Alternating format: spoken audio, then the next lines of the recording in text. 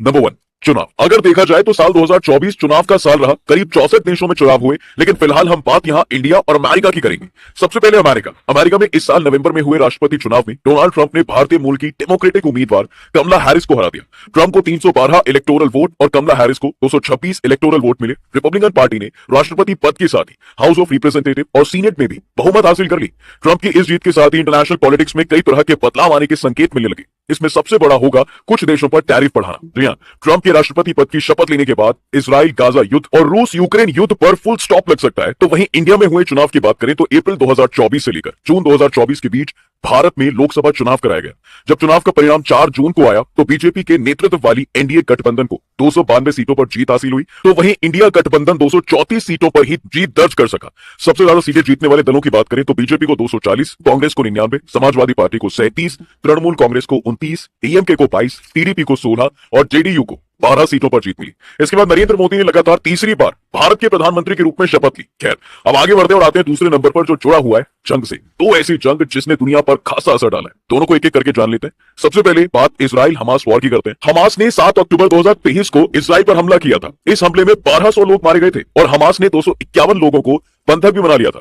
इसके बाद इजराइल ने गाजा में जवाबी कार्रवाई शुरू की। पहले उसने हवाई हमले किए और बाद में जमीनी कार्रवाई शुरू की। इस हमले में अब तक 45,000 से अधिक लोगों की मौत हो चुकी है। मरने वालों में अधिकांश बच्चे और महिलाएं हैं। इस हमले की वजह से गाजा के लाखों लोगों की आबादी विस्थापित हुई है। इजरायली हमले में गाजा पट्टी अब खंडर में बदल चुकी है। इजराइल ने अब तक वैसे हमास के कई बड़े नेताओं को भी खत्म कर दिया है। साल 2024 में इस युद्ध को रुकवाने के लिए कई प्रयास हुए, लेकिन इसमें अभी तक सफलता नहीं मिली है। युद्ध विराम का एक और प्रयास अभी भी जारी है। अब इजराइल हमास से सीधे आते हैं रशिया यूक्रेन वॉर पर। रूस ने 24 फरवरी 2022 को यूक्रेन पर हमला किया था। ऐसे में अगर अगले कुछ दिनों में यह युद्ध ना रुका तो अगले साल 24 फरवरी को यह युद्ध अपने तीसरे साल में प्रवेश कर जाएगा।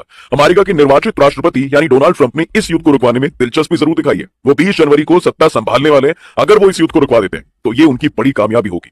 ट्रंप की बात पर रूसी राष्ट्रपति पुतिन ने भी पॉजिटिव रिस्पांस दिया है। अगर आने वाले दिनों में ये जंग ना थमी तो अगले साल फरवरी में इस लड़ाई को 3 साल हो जाएंगे। इस युद्ध में दोनों तरफ से 1 लाख से अधिक सैनिकों की जान ऑलरेडी जा चुकी है। अब ये तो हुई जंग की बात। तो अब आते हैं नंबर 3 पर जो जुड़ा है तख्ता पलट से।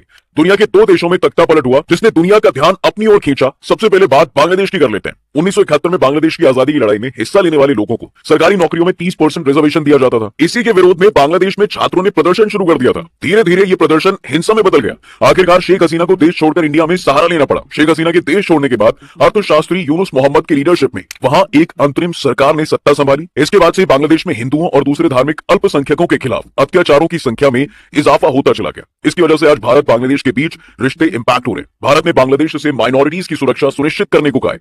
वहीं बांग्लादेश ने कहा है कि भारत शेख हसीना को वापस बांग्लादेश भेजे।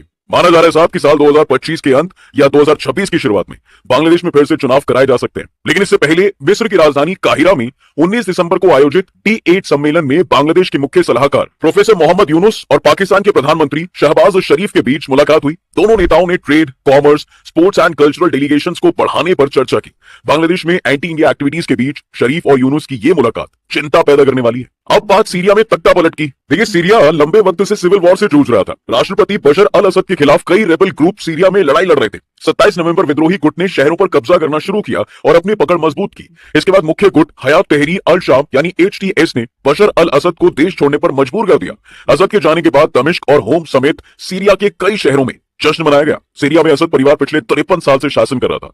रेबल्स के खिलाफ लड़ने के लिए असद सरकार रूस और ईरान पर डिपेंडेंट थी, जो कि ये दोनों देश अपनी निजी वॉर इजराइल और यूक्रेन में उलझे हुए थे, जिसका फायदा रेबल ग्रुप्स को हो गया। अब ये तो हुई तख्ता पलट की बात। अब आते हैं नंबर 4 पर जो विमान हादसे से जुड़ा हुआ है। दुनिया के इतिहास के सबसे बड़े विमान हादसों में से एक जिसके वीडियो फुटेज ने दुनिया को झकझोर कर रख दिया था। दरअसल दक्षिण कोरिया के मुआन एयरपोर्ट पर रविवार सुबह एक बड़ा विमान हादसा हो गया। क्रू मेंबर समेत 181 यात्रियों को लेकर बैंकॉक से लौट रहा प्लेन लैंड करते वक्त रनवे पर आग के गोले में बदल गए। इस दुर्घटना में 2 यात्रियों को छोड़कर सभी बाकी यात्री यानी 179 लोगों के मारे जाने की खबर है। कहा जा रहा है कि यह हादसा एक चिड़िया के टकराने से हुआ है। अब नंबर 5 पर आते हैं। विमान हादसों से बाहर निकलकर एक नजर खेल पर भी डालते हैं कि खेल की दुनिया इंडिया के लिहाज से कैसी रही। सबसे पहले बातचीत क्रिकेट की करते हैं तो T20 विश्व कप जीतना मेल भारतीय क्रिकेट टीम के लिए बेहद खास उपलब्धि साबित हुई। ये रोहित शर्मा की अगुवाई में मिली वो जीत थी जिसने भारत का पिछले 11 साल का आईसीसी ट्रॉफी का सूखा समाप्त कर दिया।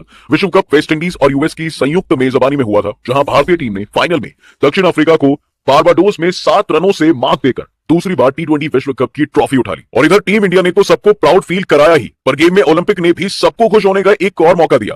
पेरिस ओलंपिक में भारतीय टोक्यो ओलंपिक के रिकॉर्ड को भले ही नहीं तोड़ सका, लेकिन भारत की युवा स्टार निशानेबाज मनु भाकर ने इतिहास रचकर कमाल कर दिया। क्रिकेट ओलंपिक खेलों से हटकर अब इस साल शतरंज की दुनिया में गुकेश डी छाए रहे, जिन्होंने मात्र 18 साल की उम्र में वर्ल्ड चेस चैंपियन बनकर इतिहास रच दिया। इस जीत के साथ ही भारत को 11 साल बाद ये खिताब एक बार फिर से वापस हासिल हुआ। इससे पहले केवल विश्वनाथ आनंद ने यह उपलब्धि हासिल की थी। अब खेल के अलावा बात ऐसी घटनाओं की है जिन्होंने दिल को दहलाकर रख दिया। जहां एक तरफ तिरुपति लड्डू विवाद का मामला सामने आया, तो वहीं हाथरस, भगदड़ और कोलकाता जैसी घटनाओं से लोगों का खून खौल उठा। नंबर 6, सबसे पहले बात करते हैं कोलकाता कांड की। अगस्त 2024 में कोलकाता के आरजीकर मेडिकल कॉलेज में ट्रेनी डॉक्टर के साथ हत्या का मामला सामने आया था। घटना के आरोपी संजय रॉय को पुलिस ने गिरफ्तार किया था। वहीं कॉलेज के तत्कालीन प्रिंसिपल संदीप घोष पर भी शिकंजा कसा गया था। घटना के बाद से ही कोलकाता समेत पूरे पश्चिम बंगाल में बड़े स्तर पर प्रदर्शन हुए। कलकत्ता हाईकोर्ट के आदेश के बाद मामले की जांच सीबीआई को सौंपी गई थी। 11 नवंबर से इस मामले में ट्रायल शुरू हो गया। नंबर 7, कर्नाटक महालक्ष्मी कांड। कोलकाता कांड की तरह साल 2024 महालक्ष्मी कांड भी लोगों की आत्मा को हिलाकर रख देता है। दरअसल एक खूंखार युवक ने 3 सितंबर 2024 को कर्नाटक में प्रेमिका के 59 फ्रिज में रखे, यानी कर्नाटक की राजधानी बेंगलुरु में महालक्ष्मी की हत्या हुई। वारदात को इतने जघन्य तरीके से अंजाम दिया गया था कि जिसने भी सुना वो सहम गया। हत्यारे ने अपने सुसाइड नोट में लिखा था कि वो ये क्रूर अपराध इसलिए कर रहा है क्योंकि वो महालक्ष्मी के व्यवहार से तंग आ चुका था। नंबर 8, अब बात करते हैं तिरुपति लड्डू विवाद की। दरअसल 2024 में आंध्र प्रदेश के तिरुपति मंदिर में प्रसाद के रूप में मिलने वाले लड्डू में मिलावट का मामला सामने आया। आरोप लगा साहब कि प्रसाद को बनाने में जिस मिलावटी घी का इस्तेमाल किया जा रहा है वो जानवरों की चर्बी और फिश ऑयल से बना था। विवाद की जड़ें पूर्व मुख्यमंत्री जगन मोहन रेड्डी तक पहुंची। नंबर 9 पर अब बात करते हैं राम मंदिर की। 2019 में सुप्रीम कोर्ट के फैसले के बाद अयोध्या में लंबे वक्त से चला आ रहा राम जन्मभूमि बाबरी विवाद समाप्त हो गया। अयोध्या में राम मंदिर का निर्माण कार्य शुरू हो गया और 22 जनवरी 2024 को मंदिर की प्राण प्रतिष्ठा कर दी गई थी। नंबर 10, आखिरी इंसिडेंट हाथरस कांड। 2 जुलाई 2024 को उत्तर प्रदेश के हाथरस में सत्संग के दौरान भगदड़ मची, जिसमें 123 लोगों की जान चली गई। हाथरस भगदड़ कांड के बाद भोले बाबा उर्फ नारायण सरकार हरि मध्य प्रदेश के ग्वालियर में भाग गया।